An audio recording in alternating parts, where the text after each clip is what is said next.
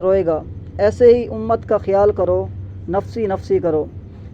اس دفعہ میں نے لاہور میں صیانت المسلمین کے اجتماع میں ایک شخص سے پوچھا جو کشمیر کے رہنے والے ہیں کہ آپ کی کتنی لڑکیاں ہیں؟ کہا 11 لڑکیاں ہیں، اس سال ایک اور بھی پیدا ہو گئی، 1 درجن ہو گئی۔ اگر ہم ان رسومات کو نہیں مٹائیں گے تو ان بیٹیوں کا کیا ہوگا؟ لہٰذا ایسی سنگ دلی اور سخت دلی مت دکھاؤ کہ غریبوں کی بیٹیاں چاہے چولہے میں ہمارے پاس تو دولت ہے، ہم تو خوب ٹھاٹھ سے شادی کریں گے۔ اگر ایسی ہی دولت ہے تو غریب بیٹیوں کی شادی کرا دو۔ پھر بھی ہم یہ نہیں کہتے کہ بہت بخیلی کرو، دکھاوے پر خرچ کرنے کے بجائے یہی مال اور پیسہ اپنی بیٹیوں کو دے دو، لیکن ان رسومات کو مٹانا ہر شخص اپنے ذمے ضروری سمجھے۔ یہ ہماری غلطی ہے کہ ہم نے معاشرے میں غیر اسلامی رسمیں رائج کی ہیں۔ اس کے لیے خاص طور پر آپ لوگ ہمت کیجئے، نہی انل منکر کی جماعت الگ بنانے کی ضرورت ہے اور برائیوں کو مٹانے کے لیے آپ سب اس میں داخل ہو جائیں، خصوصاً جو لوگ خانقاہ میں آتے ہیں۔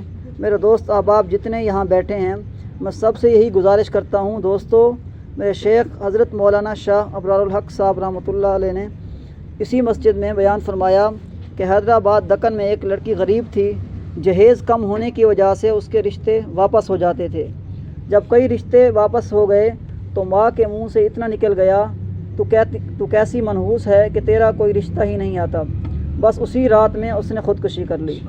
یہ بیان کر کے حضرت رونے لگے، خود میرے بھی آنسو نکل آئے۔ حالانکہ حدیث موجود ہے کہ بابرکت نکاح وہ ہے جو کم خرچ پر ہو، لیکن رسومات نے اس عبادت کو اتنا مہنگا کر دیا جس کی کوئی حد نہیں۔ اسی وجہ سے بیٹی والے سود پر پیسہ لیتے ہیں اور رشوتیں کھا رہے ہیں۔ اگر آج ہم آپس میں طے کر لیں کہ ہمیں شادی بیاہ میں کم خرچ کرنا ہے، ولیمہ بھی سستا کرو، اگر اللہ تعالیٰ نے بہت زیادہ دیا ہے تو زیادہ سے زیادہ 5000 تک کا کھانا کھلا دو، ورنہ بزرگوں سے بارات میں 3-4 آدمی بھی ثابت ہیں۔ حیدرآباد میں ایک نیک خاندان نے ولیمہ کیا، مسجد کے امام، مؤذن، خادم، لڑکے اور اس کے باپ دادا سمیت کل 7 آدمیوں کو ولیمہ کھلا دیا۔ کیا ضرورت ہے زیادہ خرچ کرنے کی؟ اگر دولت کا اتنا نشہ ہے تو غریب بیٹیوں کی شادی کرا دو، جن کے والدین کے پاس پیسوں کی کمی ہے، یا کوئی اور نیک کام کر دو، اور کچھ نہیں کرتے تو اپنی بیٹیوں کو، داماد کو پیسہ دے دو۔ اس لیے یہ عرض کرتا ہوں کہ اس اجتماع کا مقصد یہی ہے کہ جو لوگ یہاں آ رہے ہیں، ہم سب چند باتوں کا عہد کر لیں کہ جب ہم شادی بیاہ کریں تو میرج ہال کا بائیکاٹ کریں، میرج ہالوں سے کنارہ کشی اختیار کریں۔ آج اس مدرسے میں ایک عہد لیتا ہوں کہ آپ لوگ وعدہ کیجئے کہ اپنی شادی بیاہوں کو میرج ہالوں میں نہیں کریں گے۔ تو وعدہ کرتے ہیں آپ؟ انشاءاللہ۔ اللہ تعالیٰ کے لیے وعدہ کیجئے، امت پر رحم کیجئے، اپنے خاندان پر رحم کیجئے۔ وہ فرماتے ہیں کہ یہاں ہماری مسجد اشرف میں حضرت مولانا شاہ ابرار الحق صاحب دامت برکاتہم کی موجودگی میں 2 نکاح ہو چکے ہیں۔ آپ لوگ شادی ہالوں کے کرایہ اور بجلیوں کے بل سے جان چھڑا کر وہی پیسہ اپنی بیٹیوں کو دے دو۔ قرضہ لے کر اپنے دل کو کیوں پریشان کرتے ہو؟ اپنے گھر میں جتنے آدمی آ سکیں بلا لیں، زیادہ سے زیادہ انتظامیہ سے اجازت لے کر سڑک پر ہلکے خرچے میں شامیانہ لگا کے 100 200 500 میں سے چھوٹ جائیں گے، ورنہ 10,000 کا بل آئے گا۔ تو اب آپ لوگ سمجھ گئے کہ کیا کام کرنا ہے۔ پہلا کام یہ ہے کہ ولیمہ مختصر کریں۔ ولیمے میں پورے خاندان کا آنا ضروری نہیں ہے۔ 40-50 آدمی سے زیادہ مت بلائیں، حیثیت سے زیادہ خرچ نہ کرو۔ ارے امام اور مؤذن کو بلا لو، 2 آدمیوں سے بھی ولیمہ ہو جاتا ہے۔ چلو محلے کے کسی بڑے بوڑھے کو، 2-4 دوستوں کو بلا لو۔ آپ کسی مفتی سے پوچھ لیں کہ اگر 2-4 آدمیوں کو بلا لیں تو ہماری سنت ولیمہ ادا ہو جائے گی یا نہیں۔ نمبر 2، شادی بیاہ میں میرج ہال کا بائیکاٹ کریں۔ اگر آج ہم اس طریقے سے نکاح کر لیں تو ہر طالب علم کی شادی 500 روپے میں ہو سکتی ہے۔ لہذا کوشش کرو کہ 500 روپے میں شادی ہو، ورنہ کم از کم بڑے خرچوں سے تو بچو۔ میرج ہالوں میں جانا اور لڑکیوں کا ولیمہ کھلانے سے تو بچو۔ نمبر 3، رات کو نکاح ہی نہ پڑھائیں، دن میں سب معاملہ کر لیں تو بجلی کا بل بھی ادا نہیں کرنا پڑے گا۔ رات ہونے ہی نہ دیں کہ بجلی کا بل آئے۔ جمعے کے دن عصر کے بعد نکاح، 1 پیالی چائے یا گرمیوں میں ٹھنڈی بوتل پلا دیں اور مغرب کے بعد فوراً رخصتی کر دیں۔ زیادہ آدمیوں کو کیوں بلائیں؟ آپ کے گھر میں جتنی جگہ ہو اتنے ہی بلائیے۔ اگر کمرہ بہت چھوٹا ہے تو چلو صحن میں دری بچھا لیں، اور چھوہارے بھی ہر ایک کو بانٹنا ضروری نہیں ہے، جب چھوہارے ختم ہو جائیں تو کہہ دو خلاص۔ مسجد میں سنت کے مطابق نکاح کرائیے۔ مسجد میں نکاح کرنا سنت ہے۔ جمعہ کے دن عصر کے بعد نکاح مسجد میں پڑھاؤ تاکہ فوٹوگرافر بھی نہ آئیں۔ اگر فوٹوگرافر آ جائیں تو اس کی ریل چھین لو، کیمرے کی بیٹری بھی چھین لو، جب سب نکاح ہو جائے تو پھر اس کے حوالے کر دو۔ نمبر 4، مہنگے جہیز کا بائیکاٹ کیجیے۔ ایسی جگہ ہرگز شادی نہ کریں جہاں جہیز کا مطالبہ ہو، خواہ کوئی بدنام کرے یا کچھ بھی کرے۔ اور لڑکے والوں کو بھی چاہیے کہ لڑکی والوں سے لڑکی تو مانگیں لیکن جہیز کی فرمائش نہ کریں۔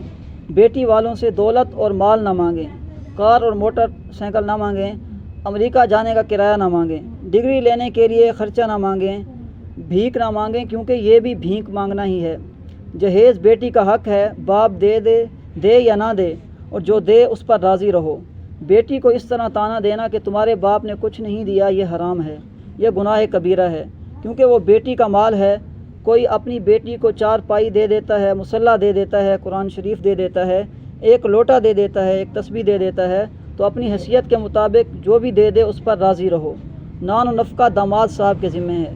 لیکن آج بیٹی والے سے کہا جاتا ہے کہ میرا لڑکا MSc ہے، اس کو امریکہ بھیجنا ہے، اس کا خرچہ آپ کو دینا پڑے گا، امریکہ کا گرین کارڈ دلانا پڑے گا، موٹر سائیکل دینی پڑے گی، اور اگر اور زیادہ لالچی ہے تو وہ کہتا ہے کہ کار بھی دو، فریج بھی دو۔ یہ رشوت ہے، رشوت۔ سن لو، یہ حرام ہے، حرام ہے، حرام ہے، اور گناہ کبیرہ ہے۔ لڑکی والوں کو اس طرح پریشان کرنا کہ ہم بیٹی اس وقت قبول کریں گے جب تم ہمارے بیٹے کو امریکہ بھجواؤ گے، وہاں کا خرچہ دو گے، ٹھیک نہیں ہے۔ یہ بھیک مانگنا معاشرے کا ناسور اور کینسر ہے۔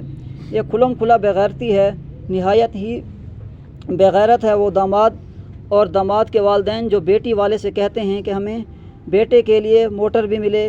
ارے کم بخت بھیک مانگنے والے، تجھے شرم نہیں آتی؟ غیرت انسانیت اور حیا کے خلاف ہے کہ بیٹی والے سے یہ سب چیزیں مانگ رہے ہو، تو جو رشوت کا حکم ہے وہی اس کا حکم ہے۔ اور 15-16 سال تال کر اپنے کلیجے کا ٹکڑا اپنی بیٹی دے رہا ہے، اور تم ظلم بلائے ظلم کرتے ہو۔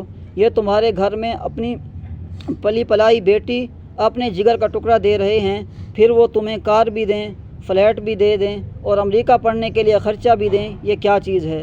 آج بہت سی بیٹیاں اسی منحوس رسم کی وجہ سے خودکشیاں کر کے حرام موت مر رہی ہیں۔